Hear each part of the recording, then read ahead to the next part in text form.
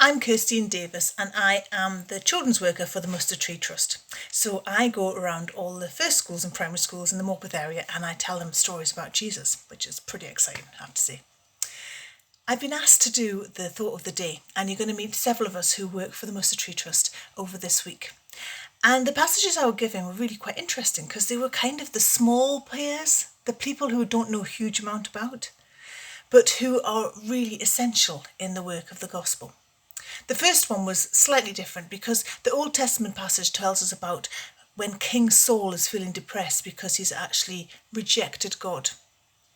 And his advisors say, quick, let's get somebody to come and play him some music. Let's find a lute player. And they find a young man called David, son of Jesse.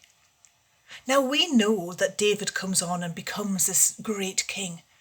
But at the time when he's playing the lute for King Saul, he's just the lute player. He's just some shepherd boy.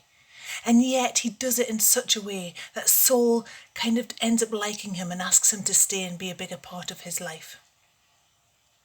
The New Testament reading is in Luke 8, 1-3, and it finishes with a mention of three ladies who are amongst the big group who are walking around with Jesus and his disciples. And Luke actually says that there's more of them. And so there's probably a group of 20 who keep pitching up at these different villages. They need fed. They need meals for the night. They need rooms, somewhere to sleep, somewhere to get breakfast. And it says these ladies that they helped manage the situation. One of them was actually a manager in Herod's palace.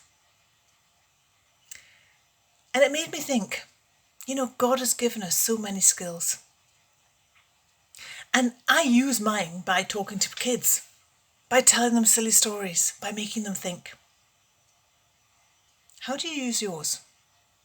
Maybe you have the gift of hospitality. That's quite difficult in this situation because we can't open our homes in the way that we used to. But we can still bake for people. We can still text people. We can still care for people. Maybe you've got the gift of generosity. Well, the Mustard Tree Trust would love to hear from you for that one. Or maybe your gift is a little bit less tangible, less Christian, if you like. Maybe you're good at organising. I'm sure there are jobs in your church that would benefit from your help. But the reason we do all of this work is what's said in the Psalms. And in Psalm 32, it says in verse 8, then this is God speaking to us.